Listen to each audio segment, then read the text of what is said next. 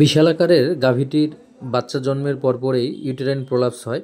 Prolapse correction করা হয়, তারপরে পেছন সাইডটা প্রায় 1 ফিটের মতো উঁচু করে রাখতে হবে, যাতে করে এটা আবার রিকারেন্ট না হয়, অর্থাৎ আবার বের হয়ে না আসে প্রেশার দিলে। যদিও প্রেশার দিবে না, অবশ্যই এই ধরনের কাজ আপনারা রেজিস্টার ওই ঘেমে যাবে, তো এই জন্য ওই যে মাঝে মাঝে পাশ ফিরায় দেওয়াটা হচ্ছে গুরুত্বপূর্ণ আর কি। আর যেহেতু ওষুধগুলো গেল, এখন একটু দেখা যাক আর কি, আল্লাহ ভরসা। আর পানির সাথে গুড়টা দিবেন, তাহলে গ্লুকোজটা কাভার হবে। হ্যাঁ হ্যাঁ, ওই জন্যই শুধু পাশ ফিরাই দিতে হবে আর কি, যাতে করে পাশ ফিরাই দিতে হবে, নাহলে যে ঘেমে বেড সোর হবে, ঘা হয়ে যাবে একটাই মনে করুন থাকলে।